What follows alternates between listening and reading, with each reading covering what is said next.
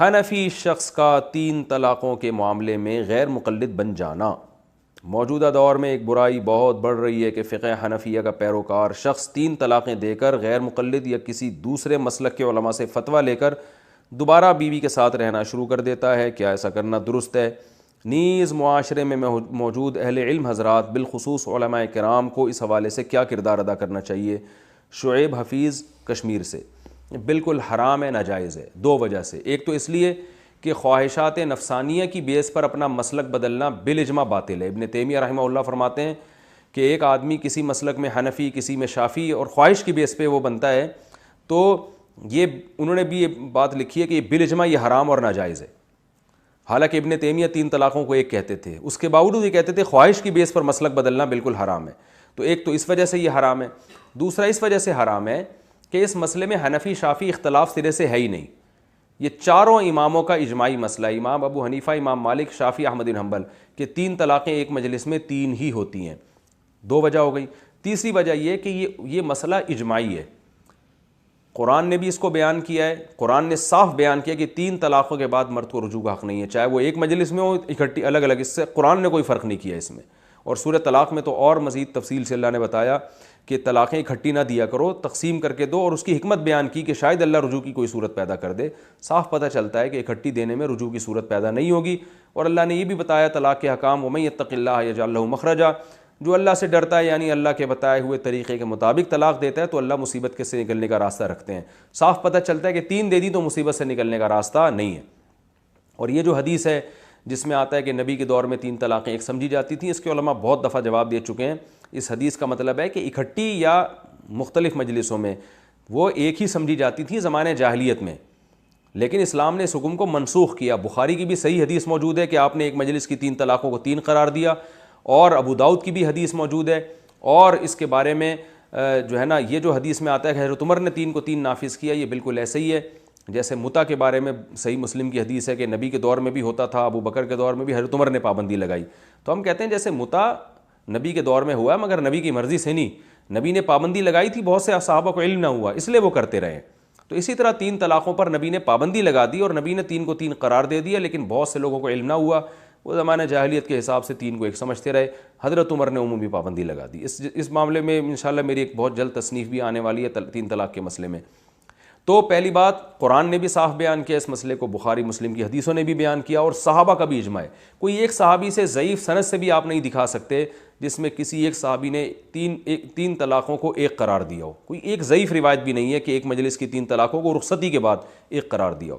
اور خود عبداللہ بن عباس جو مسلم کی حدیث کے راوی ہیں، ان کا بھی واضح لفظوں میں فتویٰ موجود ہے کہ ایک مجلس کی 3 طلاقیں 3 ہوتی ہیں۔ ابو داؤد میں وہ فتویٰ موجود ہے، اہل حدیث بھی اس فتوے کو صحیح مانتے ہیں، لیکن وہ کہتے ہیں ہم نے نبی کو فالو کرنا ہے، ابن عباس کو نہیں، حالانکہ اسی حدیث کے راوی ابن عباس ہیں۔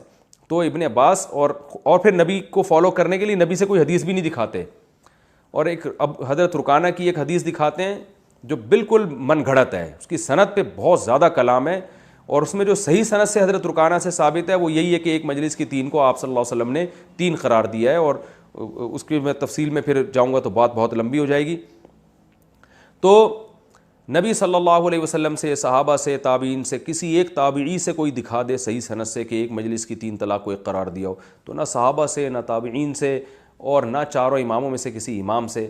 تو یہ تو ابن تیمیہ رحمہ اللہ نے 7ویں صدی میں ایک ان کی رائے تھی کہ 3 ایک ہوتی ہیں، اور امت نے اس کو بھی رد کر دیا۔ ابن تیمیہ اور ابن قیم کی رائے تھی، پھر ان کے شاگرد ابن رجب کی رائے تھی، لیکن ابن رجب نے پھر اس رائے سے رجوع کیا اور اپنے استاذ کو بتایا، استاذ کے بارے میں رسالہ لکھا کہ یہ غلط ہے اور کہ یہ اجماع کے خلاف ہے، اور ان کا بالکل 3 ہی ہوتی ہیں۔ تو اس لیے اہل حدیث کا مسلک اس بارے میں بالکل کالعدم ہے، اس کی کوئی حیثیت نہیں ہے۔ اور کوئی بڑے عالم اہل حدیث کے ہوں، میں لائیو ریکارڈنگ کے لیے تیار ہوں اس مسئلے میں ان کے ساتھ بیٹھنے کے لیے، بشرطے کہ عالم بڑے ہوں، وہ علماء میں مشہور ہوں، تو میں اس مسئلے پہ ان سے لائیو ریکارڈنگ کے ساتھ بیٹھ کے بات چیت کرنے کے لیے بھی تیار ہوں، اور میں ثابت کروں گا کہ اس میں اختلاف رائے کی بالکل بھی گنجائش نہیں ہے۔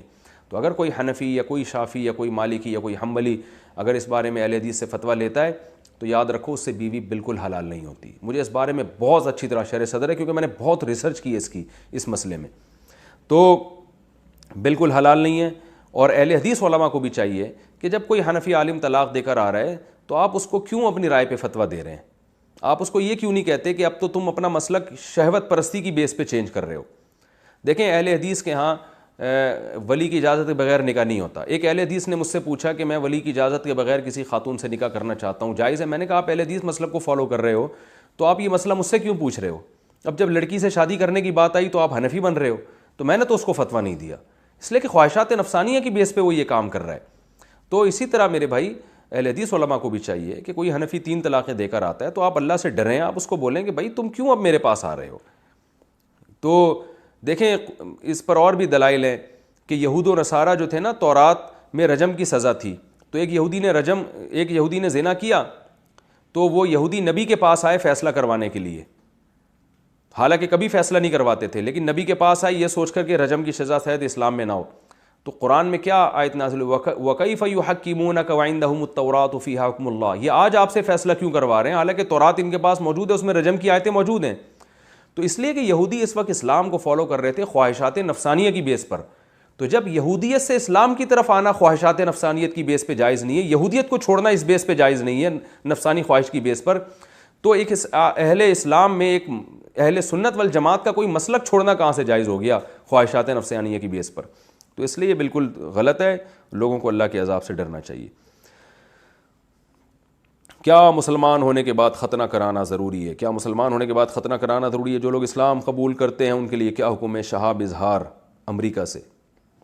دیکھیں ختنہ کرانا سنت مؤکدہ ہے, شاعر اسلام میں سے ہے, تو کوئی بھی غیر مسلم اگر مسلمان ہوتا ہے تو اس کو ہم یہی کہیں گے کہ ختنہ آپ کرائیں, کیونکہ یہ شاعر اسلام میں سے, اس میں طہارت بھی ہوتی ہے. اگر ختنہ نہیں ہوتی تو پیشاب کے ذرات جو ہے نا اٹکتے ہیں, اس میں میل کچیل جمتا ہے, تو اسلام تو صفائی کی ترغیب دیتا ہے. تو ہر وہ چیز جو صفائی میں رکاوٹ بنے, اسلام اس کی آپ کو اس کو باقی رکھنے کی اجازت نہیں دیتا. جیسے بغلوں کے بال صاف کرنا, زیر ناف بال صاف کرنا, یہ سب چیزیں واجب کے قریب قریب ہیں, کیونکہ اس میں واجب کے درجے میں ہے. وجہ اس کی یہ ہے کہ یہ سب گندگی کا ذریعہ بنتی ہیں. تو اس لیے غیر مسلم اگر مسلمان ہوا ہے تو اس کو آپریشن کروا کے ختنہ کروا لینا چاہیے.